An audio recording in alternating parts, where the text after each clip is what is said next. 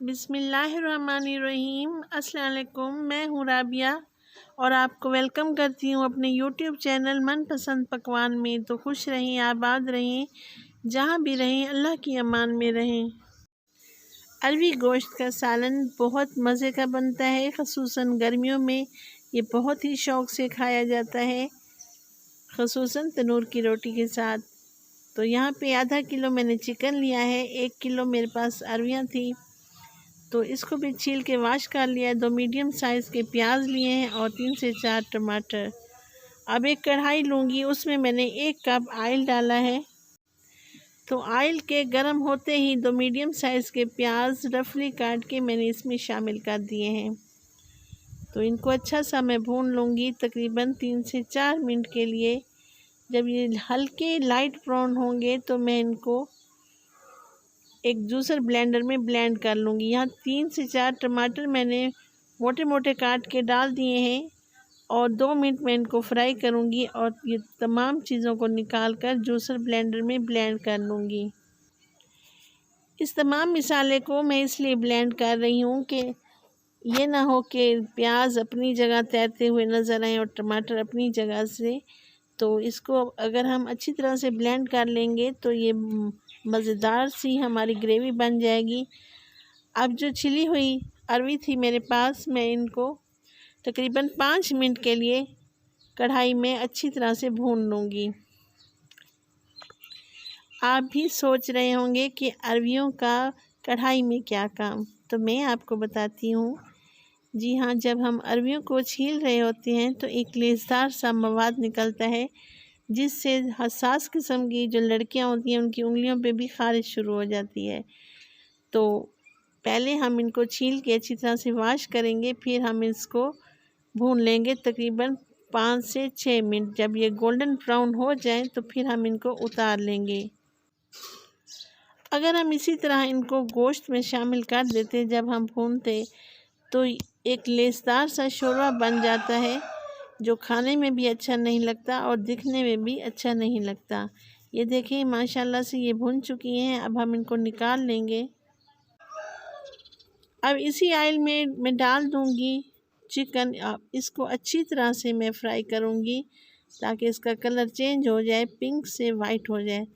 तकरीबन 5 से 6 मिनट में इसकी भुनाई करूंगी। माशाल्लाह से ये देखिए कलर इसका चेंज हो चुका है। 2 से 3 मिनट में इसको अच्छी तरह से भून लूँगी ताकि लहसुन अदरक का कच्चापन दूर हो जाए और प्यारी प्यारी सी खुशबू आने लग जाए। तो 2 से 3 मिनट हो चुके हैं। अब मैं इसमें डालूँगी कुछ स्पाइसेस। सुर्ख मिर्च मैंने शामिल किए हैं 1 टेबल स्पून और हल्दी 1/2 टेबल स्पून और धनिया 1/2 टेबल स्पून। नमक शामिल करूँगी हस्बे ज़ायका। थोड़ा सा पानी शामिल करूँगी ताकि ये मिसाला ना जल जाए।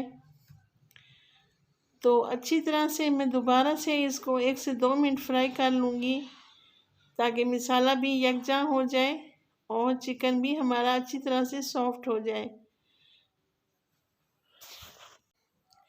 अब जो प्याज़ों की और टमाटर की प्यूरी बनाई थी वो मैं इसमें शामिल कर दूँगी। चम्मच को आराम से हिलाऊंगी और इसके ऊपर मैं कवर लगा दूंगी तकरीबन 5 मिनट के लिए। सब्ज़ मिर्च मैंने शामिल किए 4 से 5। तो कवर लगा दूंगी ताकि टमाटरों का पानी भी खुश्क हो जाए और चिकन भी सॉफ्ट हो जाए। तो रेसिपी अगर आप लोगों को मेरी ज़रा सी भी पसंद आए तो लाइक करें, सब्सक्राइब करें और अपने फैमिली फ्रेंड में भी शेयर किया करें। आप लोगों का बेहद शुक्रिया। तो ये देखिए पानी हमारा खुश्क हो चुका था टमाटरों का। तो यहाँ पे मैंने भुनी हुई अरवियाँ डाल दी हैं। अब इनको अच्छी तरह से मैं मिक्सअप करूँगी। तो आधा गिलास में इसमें पानी शामिल करूँगी। आपकी मर्ज़ी पे डिपेंड करता है कि आप ग्रेवी कितनी रखना चाहते हैं। तो 2 से 3 मिनट के लिए कवर लगाऊँगी। माशाल्लाह अल्हम्दुलिल्लाह हमारा सालन बन के तैयार हो चुका है। अब हम इसको डिश आउट करते हैं। तो ये देखें अल्हम्दुलिल्लाह अल्हम्दुलिल्लाह ये कितना बेहतरीन सालन बन के तैयार हुआ है। आप में से किस किस को अरबी गोश्त पसंद है मुझे कमेंट सेक्शन में ज़रूर बताइएगा। और सुबह ईद उल अज़हा है और मेरी तरफ़ से तमाम यूट्यूब की फैमिली को, तमाम यूट्यूब के मेंबर को ईद उल अज़हा की बहुत बहुत मुबारकबाद हो। अल्लाह ताला आपको, आपके बच्चों को, आपकी फैमिली को खुशियाँ दे। अल्लाह ताला आपको शादो आबाद रखे। अल्लाह ताला आपकी तमाम मुश्किलात दूर करे। और मेरी भी, आप भी मेरे लिए दुआ किया करें। तो राबिया को दें इजाज़त और अपनी दुआओं में भी याद किया करें। अल्लाह हाफ़िज़।